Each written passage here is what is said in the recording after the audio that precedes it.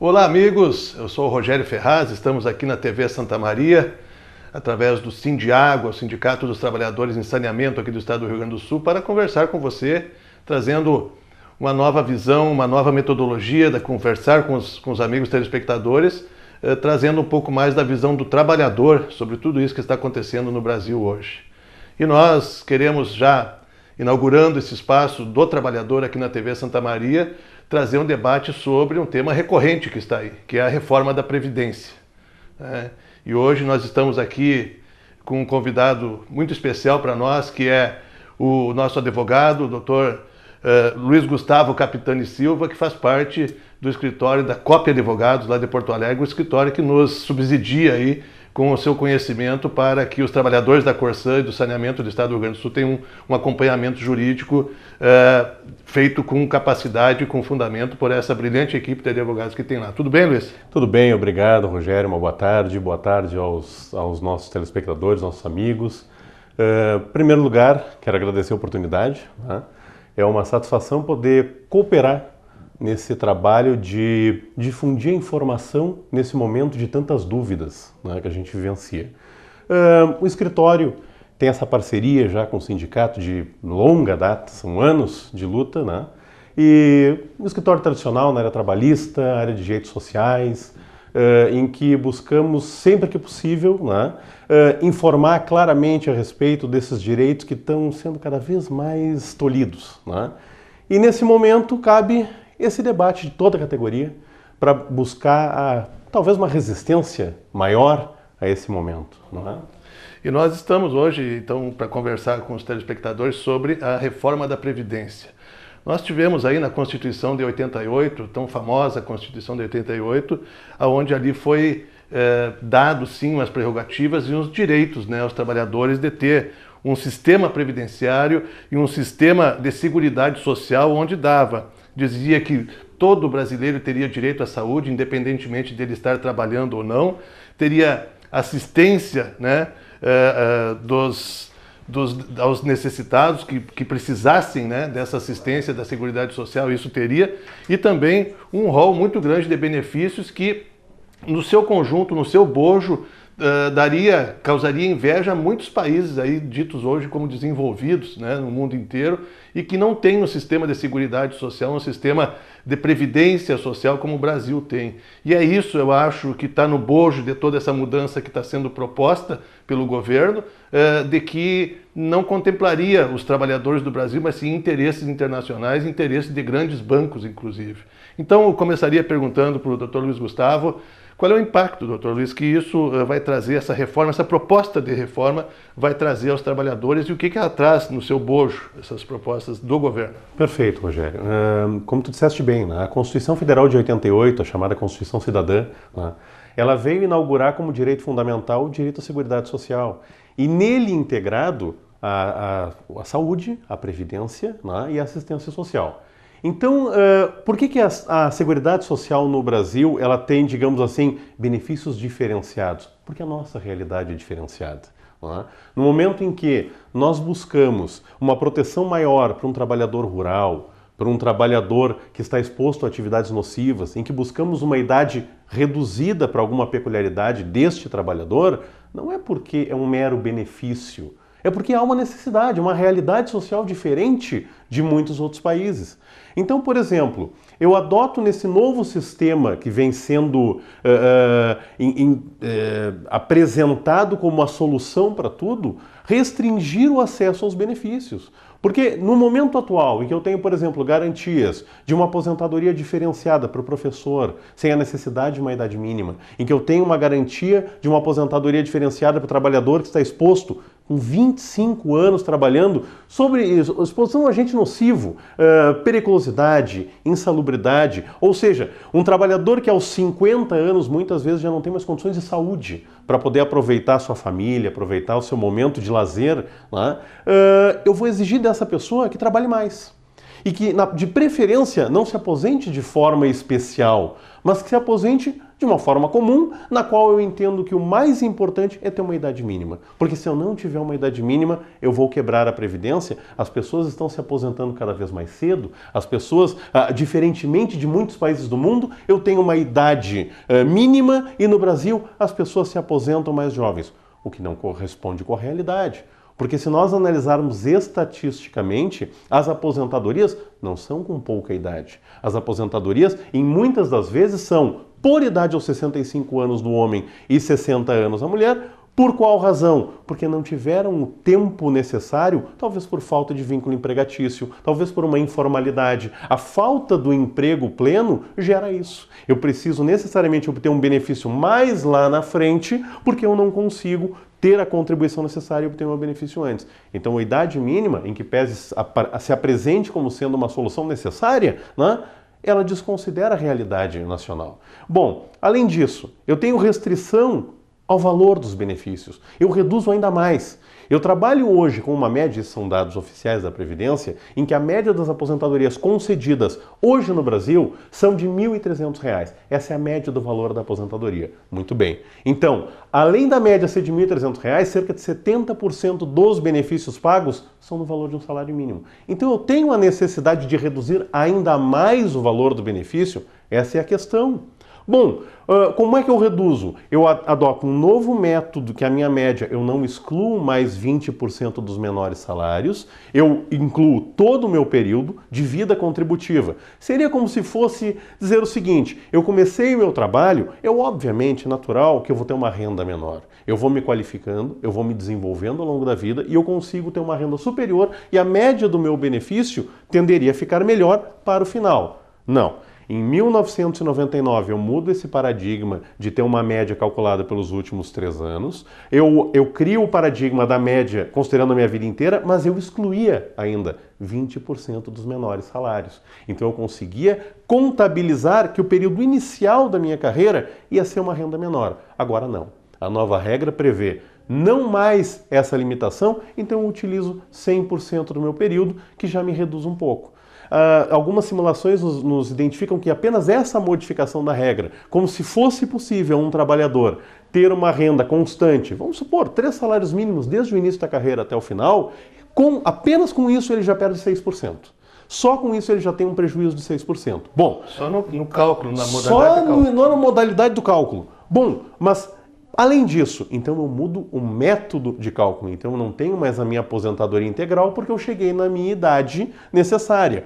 Hoje, se eu me aposentar com 35 anos de tempo de contribuição, independente da idade, eu vou ter um prejuízo pelo meu fator previdenciário em uma aposentadoria comum. Vou perder uns 30%, por aí. Bom, mas agora, independente de eu atingir a idade mínima, eu vou ter que ter um percentual de contribuição muito superior. Porque com 25 anos de contribuição, eu tenho direito a apenas 70% da minha média. E essa média que já é pior. Então, a partir de agora, eu terei que continuar contribuindo, mesmo alcançando este patamar, para conseguir elevar um pouquinho. Nos primeiros 5 anos, eleva-se 1,5% por ano a mais. Nos 5 anos subsequentes, 2% por ano a mais. E nos 5 anos adiante, 2,5%. Então, eu passo muito mais tempo contribuindo para ter um benefício, como eu já disse, que a média nacional é de cerca de R$ 1.300.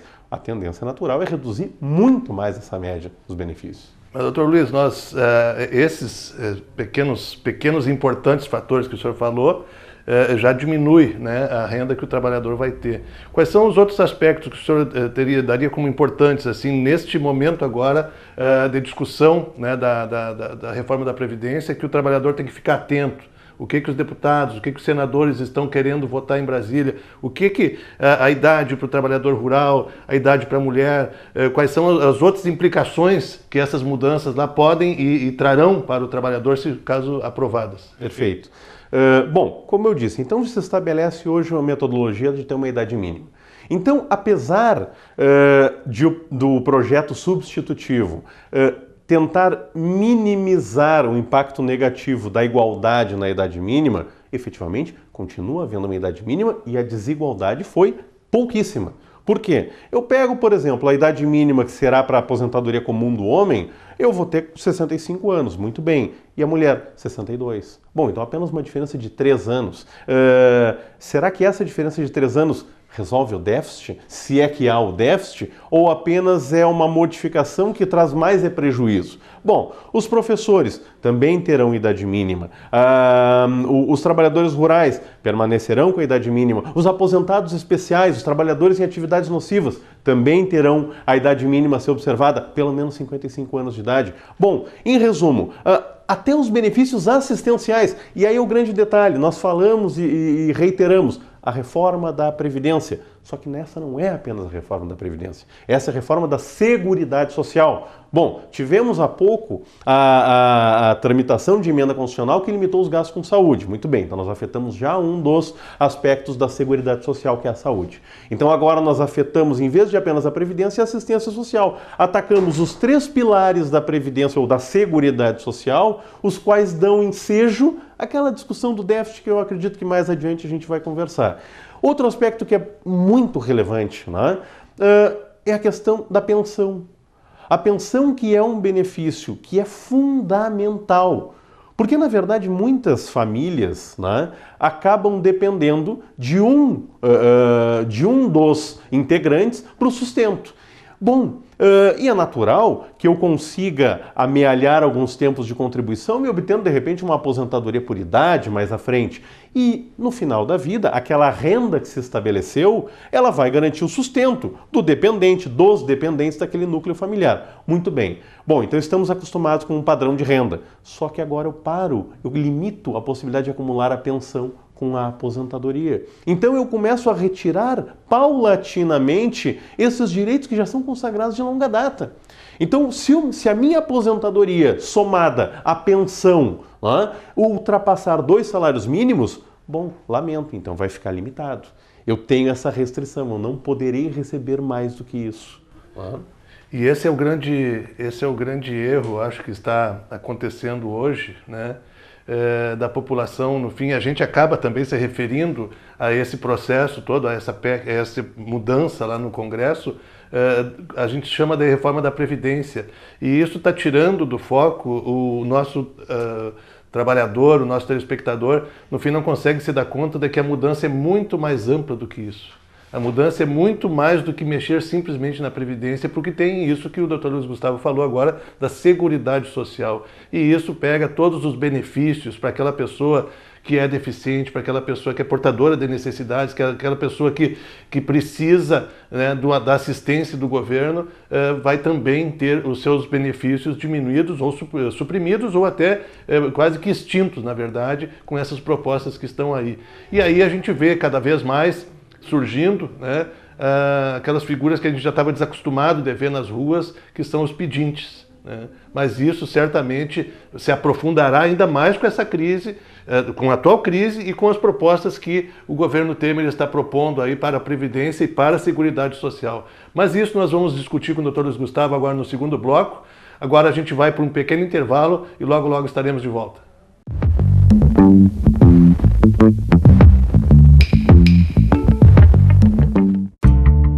O Sindiágua lembra que a Corsan vem fazendo muitos investimentos aqui em Santa Maria. Obras que muitas vezes no usuário nem percebem, mas que trazem uma melhora significativa na nossa qualidade de vida. Em matéria de água tratada, a barragem de Itaara e a recente duplicação da estação de tratamento nos asseguram uma proteção contra estiagens prolongadas, bem como uma estrutura capaz de manter nosso abastecimento pelos próximos 30 anos. Em esgotamento sanitário, obras no bairro de Camobi e a possibilidade real de executar obras em mais 11 bairros da cidade nos colocarão em níveis de primeiro mundo no tema tratamento de esgoto. É o Sindiágua na defesa do patrimônio público.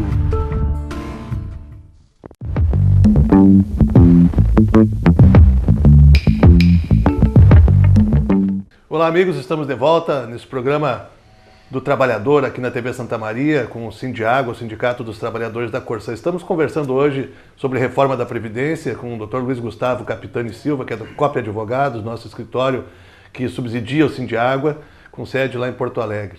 E nós falamos no primeiro bloco sobre os impactos, né, ao trabalhador da reforma da Previdência. Antes de nós passarmos para esse suposto déficit, esse suposto rombo que o governo Temer tanto alardeia, que a Previdência tem um rombo bilionário, né, a cada ano, e que precisaria urgentemente dessa reforma. Eu gostaria de saber do Dr. Luiz da idade mínima, que a gente conversou no primeiro bloco, mas ficou uma dúvida se ela é fixa ou ela é flutuante. Como é que funciona essa idade mínima? Perfeito.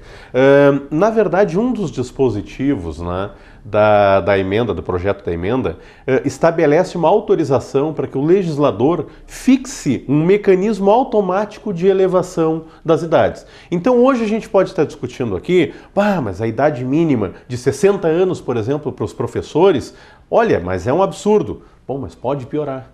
Porque através desse mecanismo poderá passar para ser 61, 62, 63. Isso dificulta, isso para todos os casos naturalmente, mas dificulta inclusive a minha projeção da aposentadoria. Afinal de contas, hoje eu tenho uma mínima previsão de quando que eu vou me aposentar. Só que como eu permito essa elevação sistemática, que diga-se de passagem, se dá também para os benefícios assistenciais, o benefício de prestação continuada da assistência social, também será estabelecida progressão na idade para obtenção. Então, todo o sistema ele prevê um gradual afastamento dos direitos dos segurados. Quer dizer, o que parece ruim agora, já na proposta do governo, ela certamente vai piorar ainda, né? Exatamente. Mas tem um fator que a sociedade, no fim, acaba não discutindo, porque a gente vê na televisão, na mídia tradicional, que a reforma ela é necessária. Inclusive o governo gasta mais dinheiro público ainda, né, em propagandas na grande mídia para convencer o trabalhador de que essa reforma é bom para ele, mesmo que tenha tudo isso que o Dr. Luiz Gustavo está falando aqui contra o trabalhador. O governo ainda gasta mais dinheiro do trabalhador, dinheiro público, para convencer esse trabalhador de que a reforma é boa. E aí fica aquela guerra de informações. O governo diz que há sim um grande déficit, mas não diz aonde que estão os déficits e não mostra também as contas dessa caixa preta, né, que é as contas da Previdência. Pois bem, a Associação Nacional dos Auditores Fiscais, né, diz que a arrecadação para a Previdência Social nos últimos anos foi assim, para a Seguridade Social. Em 2011, houve um saldo positivo de 75.758.000. Chegando até 2015, para abreviarmos este gráfico aqui, com um superávit, na verdade, de arrecadação de 23.948.000. O que é esse superávit? É todos os gastos da Previdência, todos os gastos da Seguridade Social confrontados com aquilo que se arrecadou. Ou seja, ao longo desses últimos anos, sempre se arrecadou a mais do que se gastou com a Seguridade Social. Mas aí eu vou conversar com o Dr. Luiz agora sobre a desvinculação de receita da União. E esse é o grande pulo do gato que você, trabalhador, às vezes inadvertidamente deixa passar naquele noticiário do Jornal Nacional, que isso não se fala, só se fala que há o déficit, né? Pois nós estamos aqui para conversar mais abertamente sobre isso e mais de uma maneira que o trabalhador entenda, né? Doutor Luiz, vamos falar um pouco sobre essa desvinculação de receita e aonde que isso está realmente impactando, né, nas finanças, né, no dinheiro que a gente, trabalhador, paga no nosso dia a dia, no nosso trabalho, e que deveria estar indo para a Seguridade Social, para a Previdência Social, e para onde que está indo esse dinheiro, então, se esse rombo, né, o motivo do tal rombo que o Temer fala que há hoje na Previdência. Perfeito, perfeito. A desvinculação de receitas da União, a DRU, popularmente conhecida, ela permite, né, ela é um mecanismo estabelecido por emenda constitucional que estabelece uma permissão do Poder Executivo de extrair do orçamento da Seguridade Social recursos justamente destinados para esta área supostamente deficitária, né? E aí gera um paradoxo, porque se questiona, como é que eu retiro de onde não tem? Se tem déficit, eu não posso retirar de onde não tem, né? E a questão de toda a construção do déficit ela é muito curiosa, porque, bom, temos autoridades, entidades de nível nacional que abalizadamente trazem os pontos no sentido de que não haveria déficit. E por que não haveria déficit? Bom, em primeiro lugar, né, nós temos que levar em consideração que a Constituição Federal ela dá uma obrigação. Quando ela cria esse sistema protegido da Seguridade Social, ela estabelece uma obrigação de que a Previdência, agora vamos falar então de Previdência, né? Que a Previdência Social será custeada por toda a sociedade. Mas não é apenas uma obrigação, Rogério, tu vai pagar a tua aposentadoria se tu quiser te aposentar. Não é isso. Ela é uma obrigação por uma solidariedade social. E esta obrigação está lá prevista, que será custeada por todos, inclusive o Estado, estados, município, Distrito Federal, União em si, né? Que gera, através disso, uma receita, uma arrecadação, não apenas da tua contribuição, não apenas dos 8, 9, 11% do empregado, ou dos 20% do contribuinte individual, ou, por sua vez, do recolhimento sobre a folha de salário, mas de todas as contribuições sociais que irão custear os benefícios. E bom, e vai para onde tudo isso? Vai para um orçamento, que é o da Seguridade Social, que visa justamente sustentar o sistema da saúde, previdência e assistência social. Aí nós entramos num seguinte conceito. Bom, mas então, se o governo, né, diz que há um déficit, mas qual é a premissa de que se parte? Bom, naturalmente se parte de uma premissa de que eu tenho que sustentar o sistema pura e simplesmente daquelas contribuições, enfim, da folha de salários, né, em que eu pago o meu benefício. E este é o maior problema da lógica. Por quê? Primeiro lugar, não fosse a obrigação constitucional de todos pagarem, tudo bem, vamos passar adiante. Nós temos convenção internacional.